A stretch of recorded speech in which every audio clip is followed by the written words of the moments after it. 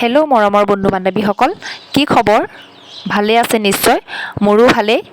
আৰু আজি বিশেষকৈ ব্লগটিৰ বিষয়বস্তুটো হৈছে যে এগৰাকী নাৰী এটা সন্তানৰ মাক কিদৰে হ'ব পাৰে বা কিমানখিনি ত্যাগৰ আঁৰত এগৰাকী নাৰী সন্তানৰ মুখ দেখি সুখী হ'ব পাৰে বা এগৰাকী নাৰী মাক হ'বলৈ সক্ষম হয়।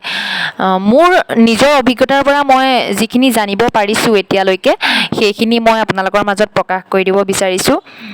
ময়ো যিহেতু এগৰাকী মা, আৰু মাৰ অনুভৱ মই এতিয়া বুজিব পাৰিছোঁ লাহে লাহে।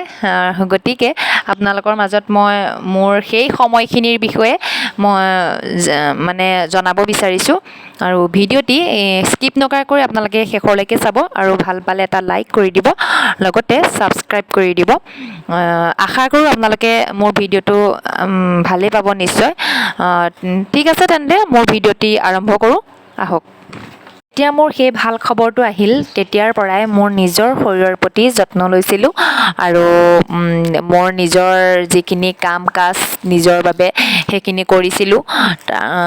এনেও এখন ঘৰত এগৰাকী নাৰীৰ যিখিনি দৈনন্দিন কাম কাজ, সেই কাম কাজত এইকণ সময়ত যদি লিপ্ত হ'ব পৰা যায় বহুতেই ভাল, যথেষ্ট লাভৱান হ'ব পাৰি।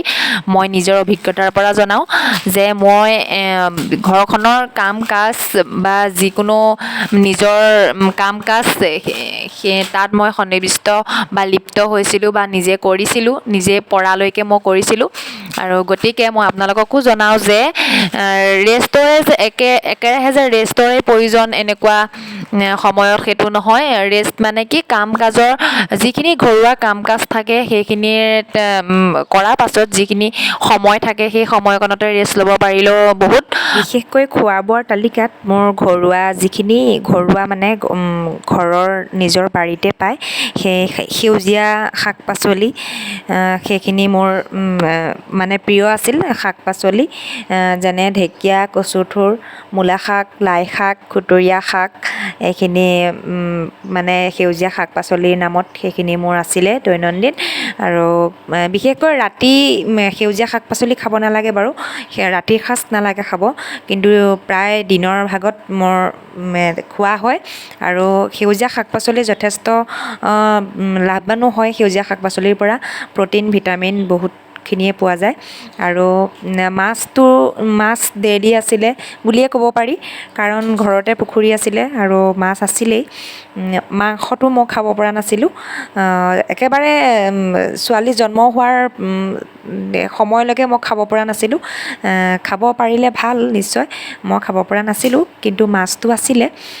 গতিকে তেনেদৰে আৰু সেউজীয়া শাক পাচলি, মাছ, আৰু তেনেকৈ যিকোনো ভাল স্বাস্থ্যৰ কাৰণে যিখিনি হানিকাৰক নহয় সেইখিনি মোৰ আছিলে, আৰু খাইছিলোঁ তেনেকৈ সাধাৰণভাৱে। বিশেষকৈ চলা ফুৰা, খোজকঢ়াটো প্ৰয়োজন হয়। খোজকাঢ়িব পাৰিলে ভাল, অলপ এক্সাৰচাইজ নিচিনা হয়। আৰু মোৰ সেই খোজকঢ়াটো মোৰ ডেইলি এক্সাৰচাইজৰ লিষ্টতে আছিলে। চলা ফুৰা হৈছিল মোৰ, অকণমান ওলাই গ'লেই তেনেকৈ খোজকাঢ়ি যাব লাগে, খোজকাঢ়ি যাওঁ। আৰু খোজকাঢ়ি নোযোৱাৰ দিনাও ঘৰত থাকিলেও মই ঘৰৰ পৰা পদূলিলৈকে বা ঘৰৰ পৰা আমাৰ পুখুৰীটোলৈ যথেষ্ট দূৰ, আৰু গতিকে সিমানকণ মই এনেই আবেলি সময়ত তেনেকৈ খোজকাঢ়ি ফুৰোঁ। ৰাস্তালৈ ওলাই নগ'লেও বা সেই বাৰীৰ ভিতৰতে তেনেকৈয়ে খোজকাঢ়ি ফুৰোঁ, আৰু যথেষ্ট লাভৱানো হৈছোঁ। মানুহবিলাকে কয় খোজকাঢ়িলে বহুত ভাল এক্সাৰচাইজ, আৰু গতিকে মই যিখিনিয়ে মোক সঁহাৰি জনাইছিলে আৰু সেইখিনিলৈ মই অশেষ ধন্যবাদ। আৰু বিশেষকৈ মোৰ দুইখন ঘৰৰ মানুহ, মোৰ নিজৰ ঘৰখন আৰু মোৰ নিজৰ মা ঘৰখন, দুইখন ঘৰৰ মানুহখিনিয়ে অৰিহণা যোগাইছে, আৰু গতিকে মই এইকণ সময়তে মই ধন্যবাদ জনাইছোঁ। আৰু বিশেষকৈ মূলতঃ মোৰ ভগৱানক মই প্ৰাৰ্থনা কৰি, যেনেদৰে মই প্ৰাৰ্থনা কৰিলোঁ মই তেনেদৰে মই সুখী হ'ব পাৰিছোঁ। আৰু ভগৱানৰ অবিহনে একোৱেই নহয়। গতিকে আপোনালোককো জনাওঁ, ভগৱানৰ ওপৰত বিশ্বাস ৰাখক, ভগৱানক প্ৰাৰ্থনা কৰক, নিশ্চয় সফলতা অৰ্জন কৰিব পাৰিব। মই আজি বহুত সুখী, ভগৱানক যেনেদৰে প্ৰাৰ্থনা কৰিলোঁ মই তেনেদৰে মই সুখী হ'ব পাৰিছোঁ, মোক সুখী হ'ব দিছে ভগৱানে। আৰু গতিকে মই ভগৱানলৈ অশেষ ধন্যবাদ আৰু প্ৰাৰ্থনা অৱশেষত তেনেদৰে সাধাৰণভাৱে মই সেই সময়খিনি পাৰ কৰিলোঁ বা তেনেদৰে যত্ন ল'লোঁ বা নিজৰ কামৰ প্ৰতি নিজে তেনেকৈ গুৰুত্ব দিলোঁ। সাধাৰণভাৱে তেনেকৈ দিন পাৰ কৰিলোঁ আৰু সেইবাবেই চাগে মই আজি ভগৱানৰ আশীৰ্বাদত আৰু নিজৰ দুইখন ঘৰৰ মানুহখিনিৰ অৰিহণাত মই আজি সুস্থকৈ এগৰাকী মাতৃ হ'ব পাৰিলোঁ আৰু সন্তানৰ মা হৈ পেলাই মই অনুভৱটো মানে আপোনালোকৰ মাজত প্ৰকাশ কৰিব পাৰিলোঁ।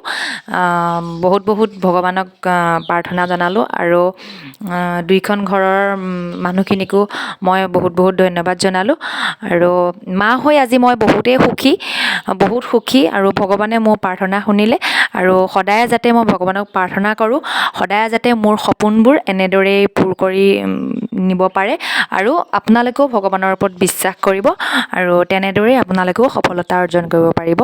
আজিলৈ মোৰ ব্লগটো ইমানেই আৰু যদিহে ভাল পালে ব্লগটো চাই তেন্তে এটা লাইক মাৰিব আৰু ছাবস্ক্ৰাইব কৰি দিব আৰু আশা কৰোঁ আপোনালোকে মোৰ ব্লগটো ভালেই পালে।